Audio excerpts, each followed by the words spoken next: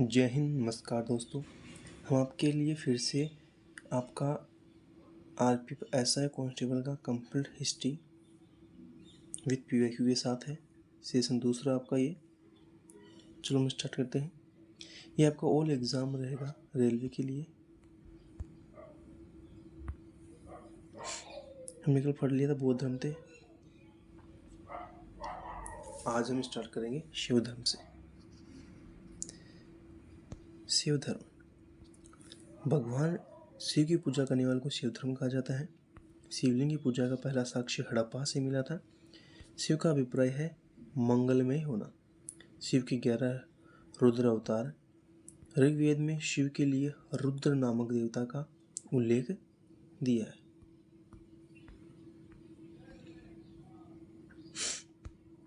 अथर्ववेद में शिव को भव, सर्व, पशुपति और भूपति नाम दिया गया है।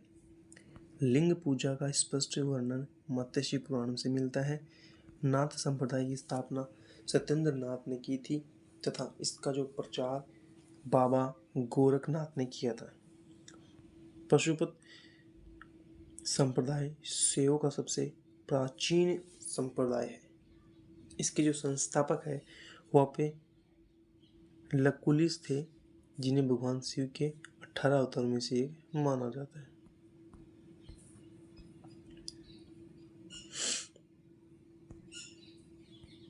एलोरा के प्रसिद्ध कैलाश मंदिर का निर्माण राष्ट्रकूट वंश राजा कृष्ण प्रथम ने करवाया था। चोल शासक राज प्रथम ने राज प्रथम ने तंजौर में प्रसिद्ध राजराजेश्वर मंदिर बनवाया, जिन्हें बृहदीश्वर मंदिर भी कहते हैं। ये शिव धर्म से क्या है, संबंधित है। कुषाण शासकों की मुद्रा शिव एवं नंदी का एक साथ चित्र मिलता है। आपका इसका है ईसाई धर्म। क्या आपका ईसाई धर्म। ईसाई धर्म के संस्थापक ईसा मसीह है। इन्हें यीशु नाम से भी पुकारा जाता है। इनका जो प्रमुख ग्रंथ है बाइबिल है। ईसा मसीह का जन्म जेरूसलम के निकट बेथलेहम नामक स्थान पर हुआ था। ईसा मसीह के जन्म को क्रिसमस के रूप में मनाया जाता है।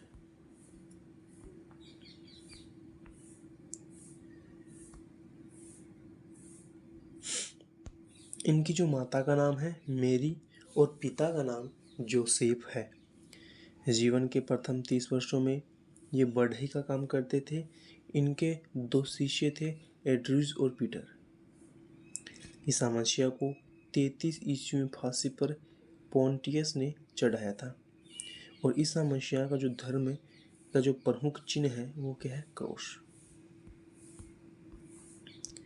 अब इस्लाम धर्म इसके जो संस्थापक है हजरत मोहम्मद साहब थे।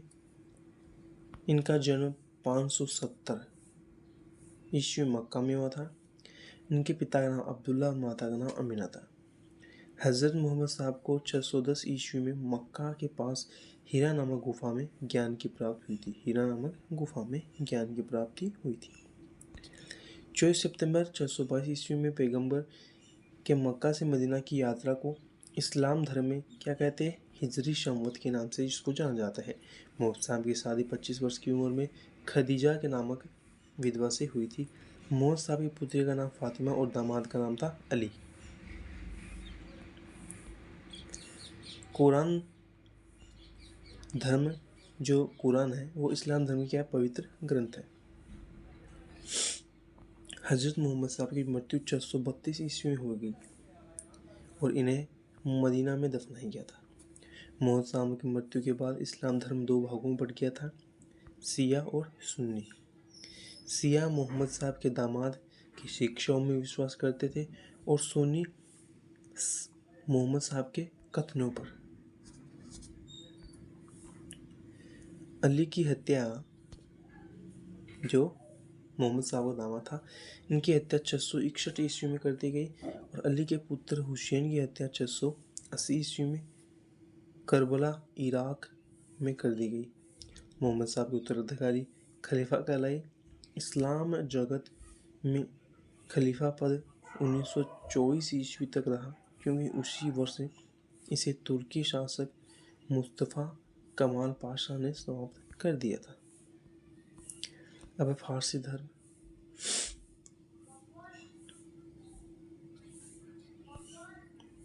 फारसी धर्म के संस्थापक है जरतुष्ट्र ईरानी था।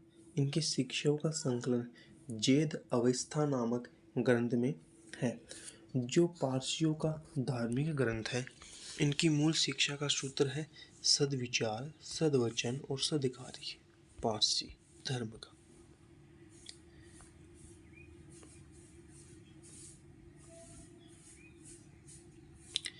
और ये लोग हैं जो पारसी, ये लोग अग्नि मंदिर में पूजा करते हैं। इनके अनुयायी ईश्वर आहुर को मानते हैं। अब है सिख धर्म। सिख धर्म की स्थापना गुरु नानक देव ने की थी। ये पहले सिख गुरु थे। ये बादशाह बाबर और हुमायूं के समकालीन थे। गुरु नानक ने लंगर जो पंगत है इसकी व्यवस्था का प्रचलन कराया। इन्होंने ही अनेक जो संगत धर्मशाला स्थापित की थी। गुरु नानक देव की मृत्यु 1539 ईस्वी में करतारपुर में हो गई और इनका जन्म 1469 ईस्वी में तलवड़ी जो ननकाना साहिबा में हुआ था। गुरु अंगद सिखों के दूसरे गुरु थे। इनका मूल नाम था लहना।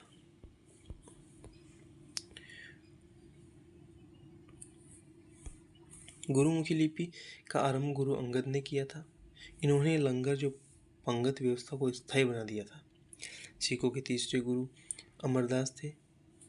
गुरु अमरदास ने हिंदुओं से अलग होने का वाले जो कई कार्य कराए, जैसे सिखों के लिए हिंदू से अलग विवाह पद्धति अपनाई गई, जिसे लवन कहते हैं। एक बार अकबर ने गुरु अमरदास से मुलाकात की और इनकी पुत्री बीबी भानी को कई गांव दान में दिए थे। सिखों के चौथे गुरु रामदास थे। अकबर के गुरु रामदास की पत्नी बीबी भानी को 500 बीघा जमीन में दी। गुरु रामदास ने इसी जमीन पर अमृतसर जलाशय तथा अमृतसर शहर की स्थापना की। अमृतसर शहर का पहला नाम रामदासपुर रखा गया था।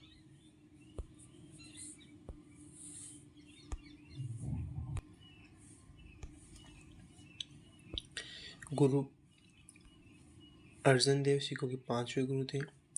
इन्होंने आदि ग्रंथ की स्थापना की। इन्होंने हरमंदिर साहिब जो स्वर्ण मंदिर का निर्माण अमृतसर जलाशय के अंदर करवाया था। मुगल बादशाह जहांगीर ने गुरु अर्जुन देव की हत्या 1606 ईस्वी में राजकुमार खुसरो की सहायता करने के कारण करवा दी। सिखों के 6वें गुरु हरगोविंद थे। इन्होंने सिखों को सैन्य संगठन का रूप दिया, मतलब अकाल तख्त का निर्माण कराया और ये 2 तलवार बांधकर गद्दी पर बैठते थे तथा दरबार में नगाड़ा बजाने की व्यवस्था की। इन्होंने अमृतसर की किलेबंदी की। सिखों के 7वें गुरु थे हर राय। दारा सिखों ने इनसे मुलाकात की तथा आशीर्वाद प्राप्त किया। सिखों के 8वें गुरु हरकिशन थे। इनकी मृत्यु चेचक रोग से हो गई और इन्होंने दिल्ली जाकर औरंगजेब को गुरु पद के बारे में समझाया था। सिखों के 9वें गुरु तेग बहादुर थे। इस्लाम स्वीकार न करने के कारण औरंगजेब ने इनकी हत्या करवा दी थी। सिखों के 10वें गुरु या अंतिम गुरु गुरु गोविंद सिंह थे। इनका जन्म 1666 ईस्वी में पटना में हुआ था। इनके निवास स्थान को आनंदपुर साहिब कहते थे और इनकी कार्यस्थली को पावता कहते थे। इन्होंने ही पाहुल प्रणाली की शुरुआत की। ये अपने को सच्चा बादशाह कहते थे। सिखों के लिए 5 कंकार अनिवार्य किए थे: केस, कंघा, कृपाण, कच्छा और कड़ा। इन्होंने ही पुरुषों के नाम के अंत में सिंह और महिलाओं के लास्ट में कौर जोड़ने को कहा था। खालसा पंथ की स्थापना 1699 ईस्वी में बैसाखी के दिन गुरु गोविंद सिंह ने ही की थी। गुरु गोविंद सिंह की हत्या 1708 ईस्वी में नांदेड़ नामक स्थान पर गुल खां नामक पठान ने कर दी थी। इनके 2 पुत्र थे, फतेह सिंह और जोरावर सिंह, को वजीर खान ने दीवार में चुनवा दिया था। गुरु गोविंद सिंह ने आदि ग्रंथ को वर्तमान रूप दिया और कहा कि गुरुवाणी अब सिखों संप्रदाय की गुरु का काम करेगी। बंदा बहादुर, इनका जन्म 1670 ईस्वी में पुछ जिले के राजौरी गांव में हुआ था। इनके बचपन का नाम था लक्ष्मण देव। इनके पिता का नाम था रामदेव। इन्होंने लोहागढ़ को अपनी राजधानी बनाया। इन्होंने गुरु गोविंद तथा गुरु नानक के नाम के सिक्के चलवाए। बंदा बहादुर ने सरहिंद प्रांत के मुगल फौजदार वजीर खां की हत्या कर दी थी।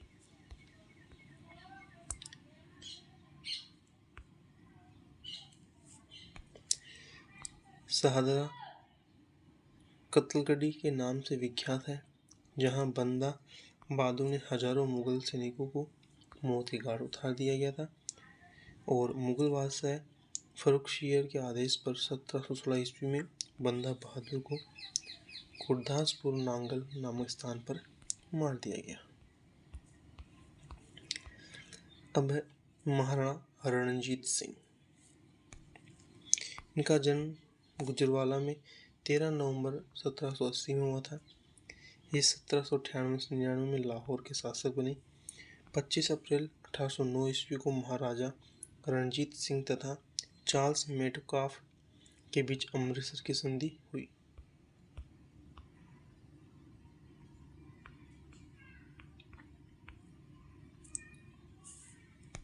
महाराजा रणजीत सिंह का विदेश मंत्री फकीर अजीजुद्दीन और वित्त मंत्री दीनानाथ था। महाराजा रणजीत सिंह की मृत्यु 1839 ईस्वी में हो गई। बिरवली की संधि 1846 इसमें अंग्रेज तथा राजा दलीप सिंह के बीच हुई। महाराजा रणजीत की धार्मिक राजधानी अमृतसर और राजनीतिक राजधानी लाहौर थी। अब है वैष्णव धर्म। वैष्णव धर्म की जानकारी उपनिषदों से मिलती है। इसका विकास भागवत धर्म से हुआ है। वैष्णव धर्म के प्रवर्तक कृष्ण थे, जो वर्षण कबीले के थे। इनका जो निवास स्थान था मथुरा।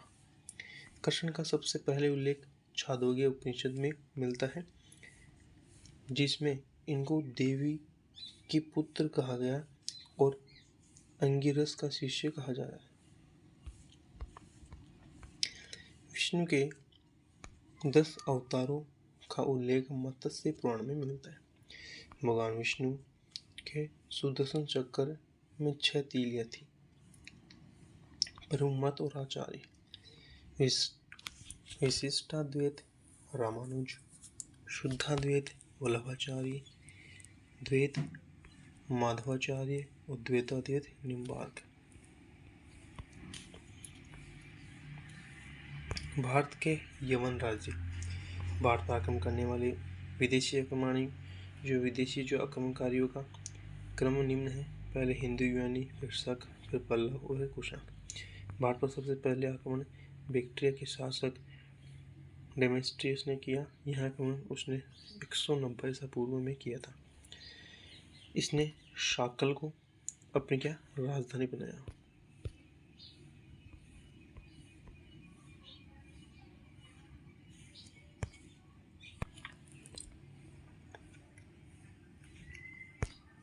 हिंदू यूनानियों में सबसे विख्यात शासक मिनांडर था। इसकी राजधानी शाखल, जो आपकी सियालकोट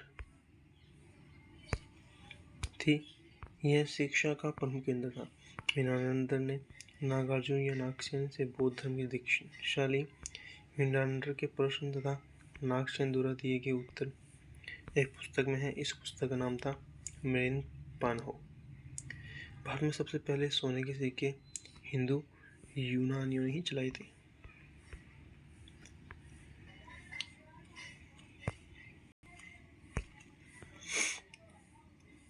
हेलेनिस्टिक आर्ट हिंदू यूनानियों द्वारा चलाई गई प्राचीन आर्ट थी। भारत में गांधार कला इसका सर्वोत्तम उदाहरण है।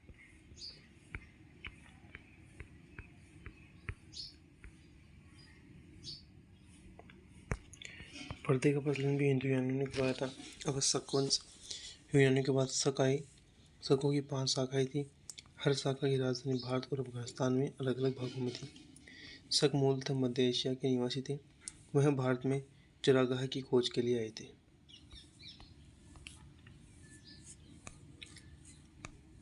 प्रथम शक राजा मोहभोग था, जो 58 ईसा पूर्व में उज्जैन के एक स्थानीय राजा ने शकों को बाहर खदेड़ दिया और विक्रमादित्य की उपाधि धारण की और एक संवत चलाया जिसे विक्रम संवत के नाम से जाना जाता है।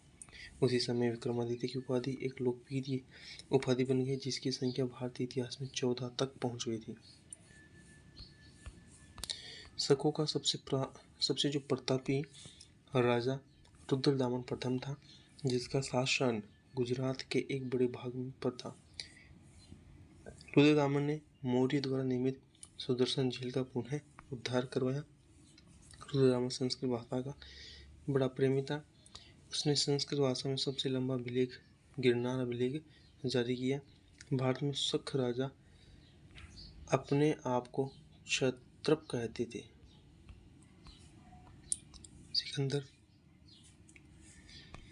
सिकंदर का जन्म 356 ईसा पूर्व में हुआ था और इनके पिता का जो नाम है फिलिप था। यह मकदूनिया का राजा था। सिकंदर का गुरु कौन? अरस्तु का गुरु प्लेटो का गुरु था सुकरात। सिकंदर ने भारत पर 326 ईसा पूर्व में आक्रमण किया था और इनका जो सेनापति सेल्यूकस निकटर था। सिकंदर का युद्ध पंजाब के राजा पुरु पोरस के साथ हुआ था। यह युद्ध झेलम नदी के किनारे और इस युद्ध को इतिहास में हाइडेस्पीज या वितस्ता का युद्ध भी कहते हैं। सिकंदर की सेना ने व्यास नदी को पार करने से क्या कर दिया? मना कर दिया और सिकंदर की अंतिम विजय पाटल थी। सिकंदर 325 ईसा पूर्व में भारत से लौटा। वह भारतीय दार्शनिक कालानास को अपने साथ ले गया।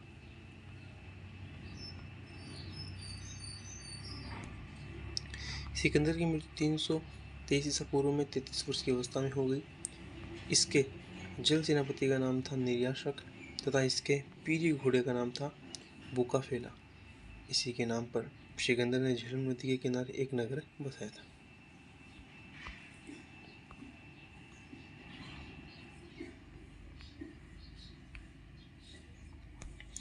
मगध राज्य का उदय।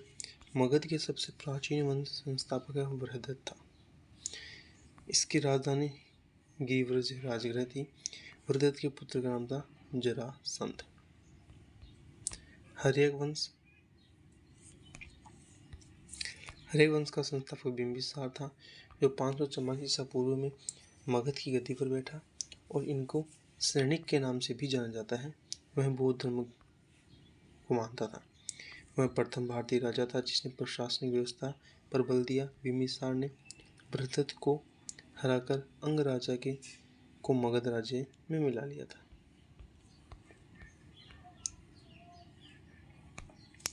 बिंबिसार ने राजगृह का निर्माण कर उसे अपनी राजधानी बनाया।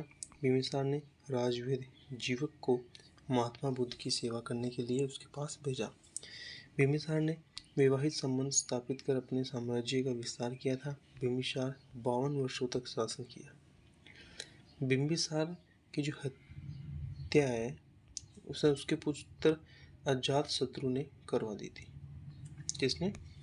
अजातशत्रु ने करवा दी। 492 ईस्वी में मगध की गद्दी पर बैठा।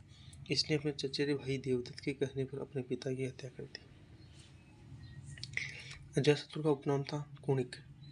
इसका विवाह कौशल नरेश प्रसेनजीत की पुत्री वजीरा से हुआ था। वह प्रारंभ में जैन धर्म को मानता, परंतु बाद में वह बौद्ध धर्म को मानने लगा। अजातशत्रु ने 32 वर्षों तक मगध पर शासन किया। अजातशत्रु के मंत्री का नाम था वस्त्रकार। इसी की सहायता से अजातशत्रु ने वैशाली पर विजय प्राप्त की थी।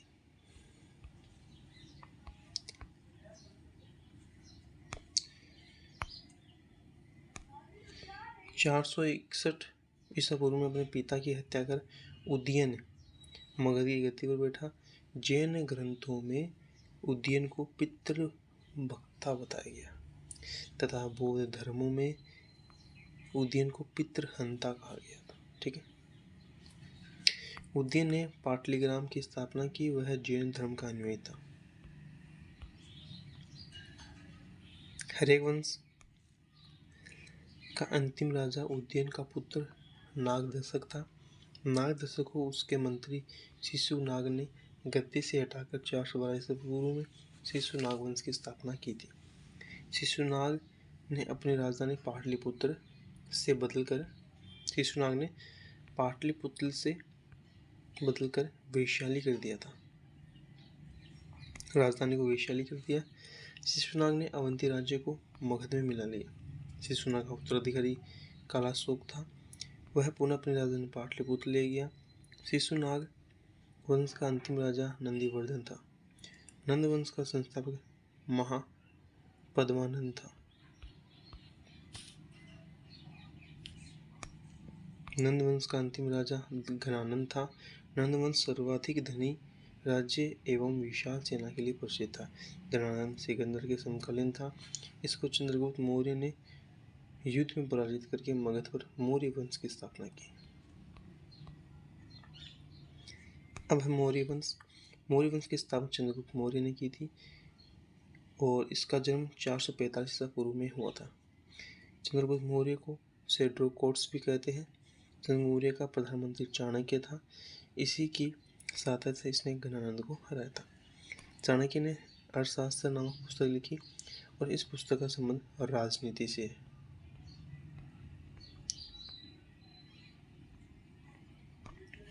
तक्षशिला धनुर्विद्या तथा वेद की शिक्षा के लिए पूरे विश्व में प्रसिद्ध था।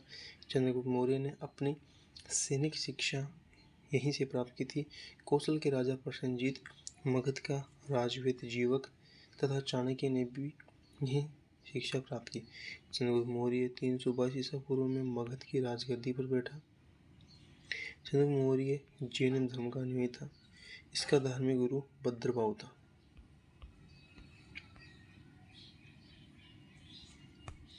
चंद्रगुप्त मौर्य ने 305 ईसा पूर्व में सेल्यूकस निकेटर को हराया। चंद्रगुप्त मौर्य की सेना 6 भागों में बटी थी। सेल्यूकस निकेटर ने अपनी पुत्री कार्नेलिया की शादी चंद्रगुप्त मौर्य के साथ करा दी और कार्नेलिया का दूसरा नाम हेलेना था। मेगस्थनीज को सेल्यूकस निकेटर का राजदूत था। वह चंद्रगुप्त मौर्य के दरबार में रहता था। मेगस्थनीज ने इंडिका नामक पुस्तक लिखी।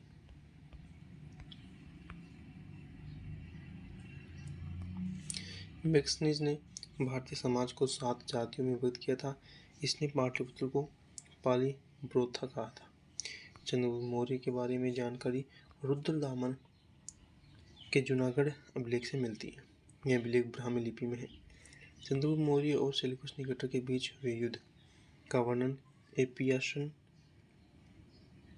एपियानस ने अपनी पुस्तक में किया। चंद्रगुप्त मौर्य ने सेल्यूकस निकेटर को 500 हाथी उपहार में दिए।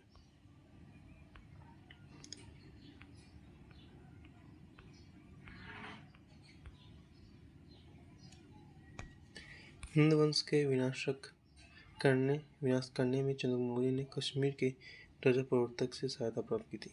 चंद्रगुप्त की मृत्यु 298 ईसा पूर्व में श्रवणबेलगोला कर्नाटक में हुई। बिंदुसार चंद्रगुप्त मौर्य का उत्तराधिकारी बिंदुसार था, जो 298 ईसा पूर्व मगध की गद्दी पर बैठा। बिंदुसार को अमित्रघात भी कहते हैं। अमित्रघात का अर्थ है शत्रु विनाशक होता है। बिंदुसार आजीवक संप्रदाय का अनुयायी था। बिंदुसार के दरबार में डाइमेकस नामक राजदूत को सीरियन राजा एंटियोकस ने भेजा था। बौद्ध धर्म विद्वान तारानाथ ने बिंदुसार को 16 राज्यों का विजेता बताया था। जैन ग्रंथों में बिंदुसार को सिंहसेन कहा गया। तक्षशिला में हुए विद्रोह को दबाने के लिए बिंदुसार ने अशोक को भेजा था। तक्षशिला विद्रोह का मुख्य कारण था अधिकारियों का दुर्व्यवहार था। अब आपका है अशोक। बिंदुसार का उत्तराधिकारी अशोक महान हुआ, जो 269 ईसा पूर्व में मगध की गद्दी पर बैठा। अशोक ने कश्मीर में श्रीनगर बसाया। अशोक ने नेपाल में ललितपत्र नगर बसाया। राजगद्दी पर बैठने के समय अशोक अवंती का राज्यपाल था।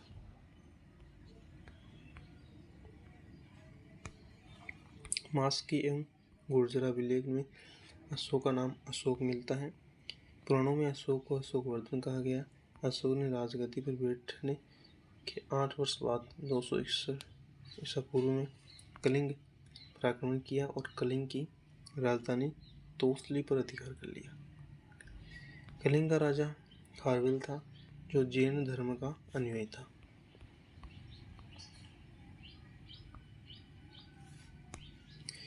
इस युद्ध में भयंकर मारकाट को देखने के बाद अशोक को बहुत दुख हुआ और उसने कभी भी युद्ध न करने का निर्णय लिया।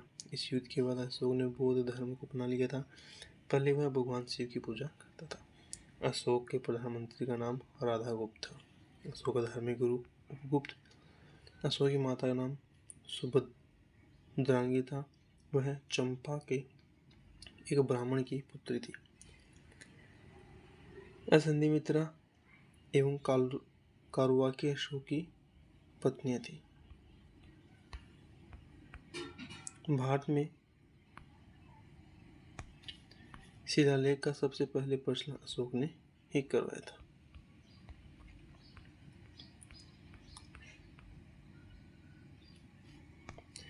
अशोक द्वारा शिलालेखों में ब्राह्मी, खरोष्टी, ग्रीक एवं आरमेइक लिपि का प्रयोग हुआ था।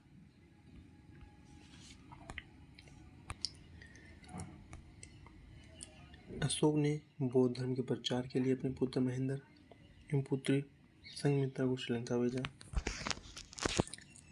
अशोक के शिलालेख 1837 ईस्वी में सर्वप्रथम जेम्स प्रिंसेप ने पढ़े थे। इनकी संख्या 14। अशोक के शिलालेख की खोज 1750 ईस्वी में फेन टेलर ने की थी।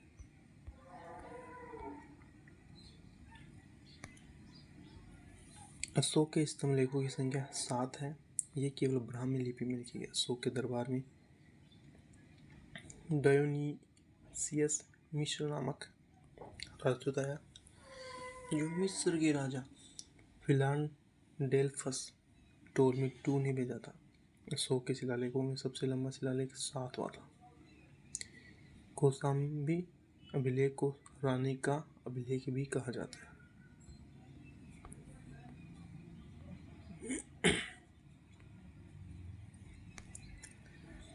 अशोक का सबसे छोटा स्तंभ लेख हर्मिदेई है। अशोक का सर ए कुना अभिलेख ग्रीक एवं आरमेइक भाषा में है। कलिंग के युद्ध का वर्णन 13वें शिलालेख में है। अर्थशास्त्र में शीर्ष अधिकारी को तीर्थ यानी महामात्र कहते हैं। इनकी संख्या कितनी है? 18। प्रशासन की सबसे छोटी इकाई ग्राम थी, जिसका मुखिया ग्रामिक कहलाता था।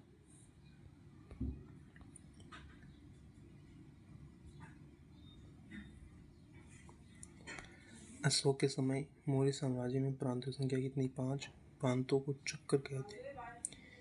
बिक्री कर के रूप में मूल्य का 10वां भाग वसूला जाता था।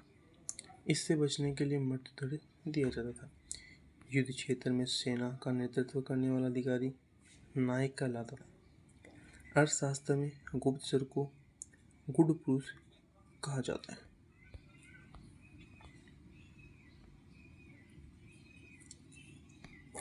सरकारी भूमि को सीता भूमि कहा जाता है। मौर्य शासन 137 वर्षों तक रहा। मौर्य वंश का अंतिम शासक बृहदत्त था। इसके सेनापति पुष्यमित्र शुंग ने 185 ईसा पूर्व में कर दी और मगध की गद्दी पर शुंग वंश की स्थापना कर ली। मौर्य साम्राज्य की मुद्रा पर्ण थी। अशोक का नाम देवनाम प्रिय नहीं, देवताओं का प्रिय भी था। अब है ब्राह्मण समाज। पुष्यमित्र शुंग ने मगध पर शुंग वंश की नींव डाली। वह मौर्यों का सेनापति था, वह ब्राह्मण जाति का था। शुंग शासकों ने अपनी राजधानी विदिशा में स्थापित की। कहाँ? विदिशा में।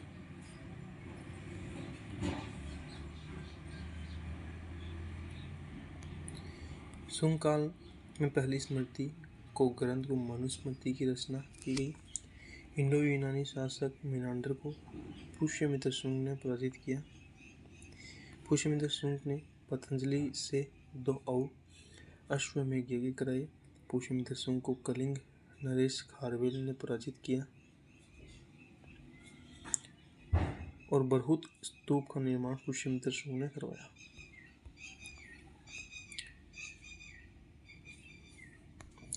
शुंग वंश का अंतिम शासक देवभूति था। इसकी हत्या 73 ईसा पूर्व में वासुदेव ने कर दी और मगध की गद्दी पर कणव वंश की नींव डाली। कणव वंश का अंतिम राजा सुशर्मा था।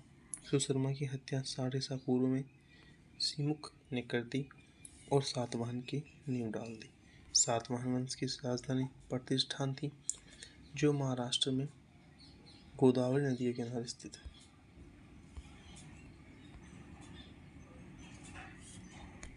सातवाहन वंश की भाषा प्राकृत और लिपि ब्राह्मी थी।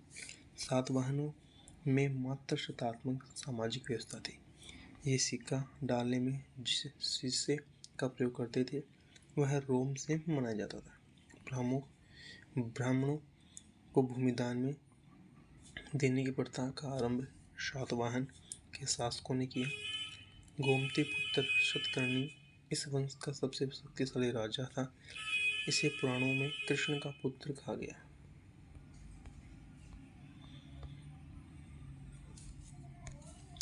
अब कुषाण वंश। पल्लवों के बाद में कुषाण आए, जो युची और तोखरी भी कहलाते थे। युची नामक एक कबीला 5 भागों में बटा हुआ था। उन्हीं में से एक कुषाण थे। कुषाण वंश की स्थापना कुजुल कड़फिसेस ने 15 ईस्वी में की थी। इस वंश का सबसे महान राजा कौन था? कनिष्क था। इसकी राजधानी पुरुषपुर पेशावर थी। कुषाणों की दूसरी राजधानी मथुरा थी। कनिष्क ने 78 ईस्वी में गद्दी पर बैठने के समय एक समझ लाए, उसे बोले शक संबंध। यह संबंध भारत सरकार द्वारा प्रयोग में लाया जा रहा है। कनिष्क बौद्ध धर्म के महायान संप्रदाय का अनुयायी था। कुषाण शासकों ने बड़ी संख्या में स्वर्ण मुद्रा जारी की। कुषाण शासकों ने बड़ी संख्या में स्वर्ण मुद्रा जारी की। कनिष्क ने कश्मीर विजय के बाद वहां कनिष्कपुर नगर बसाया। उसने राजा देवपुत्र की उपाधि चीनियों से ली थी। कनिष्क के दरबार में चरक राजविद रहता था, जिसने चरक संहिता लिखी। अश्वघोष कनिष्क के राजकवि थे।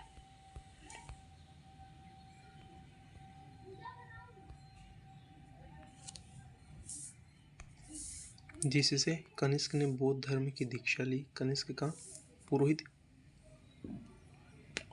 संघ रक्षक था। कनिष्क के दरबार में अश्वघोष, नागार्जुन, चरक, वसुमित्र, पार्श्व, महाचेत और संघ रक्षक रहते थे। अश्वघोष ने बुद्ध चरित्रम नामक पुस्तक लिखी। नागार्जुन ने माध्यमिक सूत्र नामक पुस्तक लिखी। इस पुस्तक में सापेक्षता का सिद्धांत प्रस्तुत किया। नागार्जुन को भारत का आइंस्टीन भी कहा जाता है।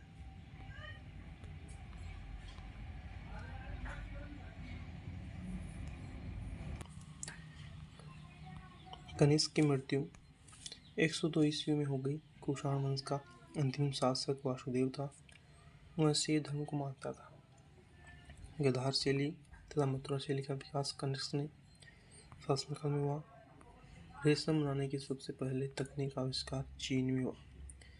रेशम मार्ग पर नियंत्रण रखने वाले शासकों में सबसे प्रसिद्ध कुषाण थे। क्या थे? कुषाण।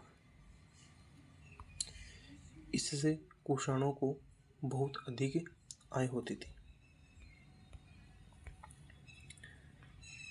अब है गुप्त साम्राज्य, जिसको हम नेक्स्ट क्लास में कंप्लीट करेंगे। यदि सेशन अच्छा लगा तो प्लीज़ लाइक करिए, कमेंट करें और चैनल को सब्सक्राइब करिए। जय हिंद, वंदे मातरम।